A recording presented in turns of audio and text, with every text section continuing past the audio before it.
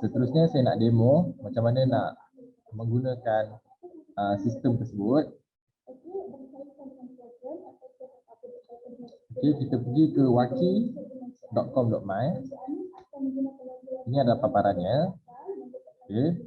And then tuan-tuan dan puan tekan button affiliate dan masukkan ID tuan-tuan dan puan semualah dekat sini. Okey.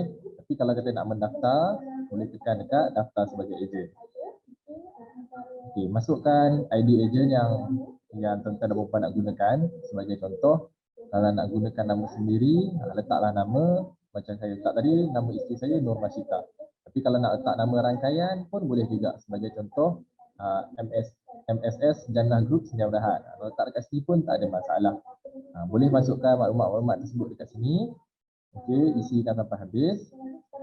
Lepas tu boleh tik dekat sini dan juga boleh tik dekat saya buka robot dan boleh terus menekan butang daftar. Okey, apabila sudah mendaftar, tuan-tuan dan puan akan dibawa ke paparan ini semula dan masukkan ID ejen dan juga kata laluan yang telah diletakkan sebentar tadi. Klik dekat log masuk, maka tuan-tuan dan puan akan dibawa ke paparan ini. Di dalam paparan ini ada 1-2 benda yang mungkin boleh membantu untuk tuan-tuan dan puan mencapai target tuan-tuan dan puan sendirilah. Sebagai contoh, isteri saya nak target maybe 100 naskah dalam bulan 9 contohnya. Okey, dia boleh tengok dekat sini daripada 100 naskah tu daratlah dengan RM25. Maka total jualan sepatutnya adalah RM25,000 lah. Jadi boleh tengok dekat carta top 10 keseluruhan ni untuk membantu macam motivasi kita sikit lah, macam mendirect kita untuk mencapaikan kita punya sasaran tersebut. Okey. Dekat bawah pula ada graf jualan. Yang ini ni adalah untuk kita check pada hari apa yang apabila kita buat blasting tu lebih memberi kesan terhadap sumbangan wakaf orang lain. Okey, kalau tengok dekat sini, saya hari tu minta isteri saya blast hari Selasa, hari Rabu, Khamis dan Jumaat. Dan untuk kes ini, isteri saya punya capaian untuk hari Selasa lebih tinggilah compare dengan hari-hari yang lain. Jadi ini untuk membantu untuk kita check hari apa yang sesuai untuk kita buat blasting. Okey.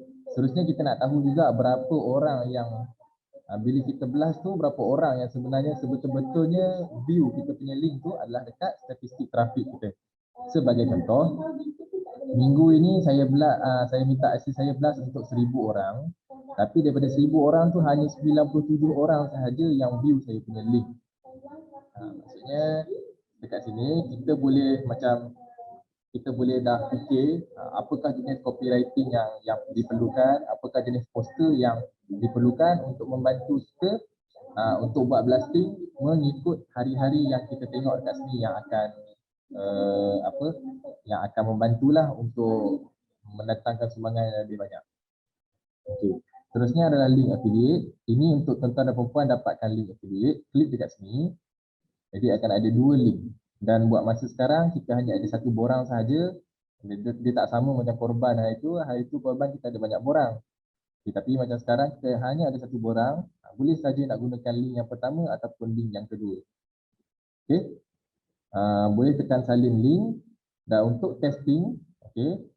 Saya buka ini dekat incognito. Okey, ini kita punya landing page. Dan nak pastikan kata ini adalah borang kita, scroll sampailah ke hujung sekali, maka kita akan nampak nama kita. Kita punya ID dan juga kita punya nama lah. Macam tu. Okay, jadi untuk tuan-tuan puan test dulu borang ni, macam saya buat tadi, dekat sini ni ada salin link. Okay, ataupun tuan-tuan boleh terus je klik dekat button buka link ni untuk preview macam mana landing page borang tersebut. Okay, bila kita scroll dekat bawah, maka kita akan nampak lah, oh ini betul lah, ini adalah borang saya. Maka tuan-tuan dan puan boleh terus proceed, copy link ni dan masukkan dalam copywriting yang HQ dah sediakan. Okay, dan second last adalah untuk butiran peribadi. Dekat tetapan, tekan dekat profil account, maka boleh betulkan maklumat-maklumat yang ada dekat sini. Tapi suka saya ingatkan, ID agent apabila sudah didaftar, maka tidak boleh ditukar lagi. Jadi buat pilihan yang tepat, jangan silap tulis. Okey, kalau kata kita nak nama ini sebagai nama rangkaian kita, maka awal-awal lagi dah letakkan sebagai nama rangkaian.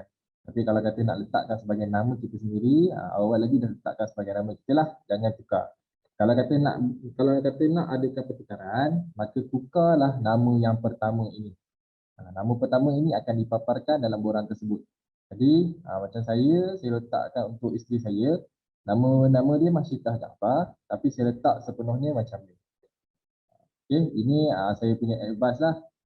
Yang selebihnya itu saya serahkan kepada para asatizah semua, tentara perempuan, untuk meletakkan sendirilah apa maklumat yang nak diletakkan di profile account ini. Okey. Dan yang akhir sekali adalah untuk menukar kata laluan. Sebagai contoh, isteri saya hari itu yang buatkan akaun affiliate beliau ini adalah saya. Jadi saya pun memberikan password tersebut kepada dia.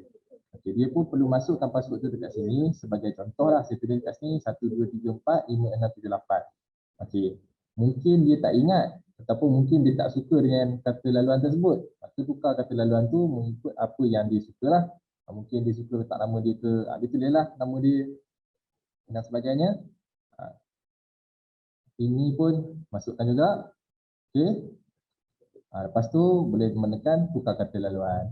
Apabila kita tekan tukar kata laluan, maka kita akan terkeluar daripada sini dan kita perlu lock masuk balik.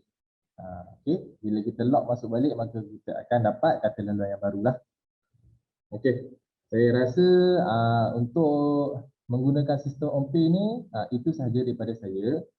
Slide yang saya buat sebentar tadi tu saya akan kongsikan di channel Telegram, dan sekiranya terdapat persoalan ataupun keraguan ataupun perlukan sokongan teknikal daripada saya, boleh terus PM saya secara personal untuk saya bantulah, seperti mana yang saya buat waktu musim korban itu kepada beberapa kita punya agent affiliate yang ada masalah ketika menggunakan sistem.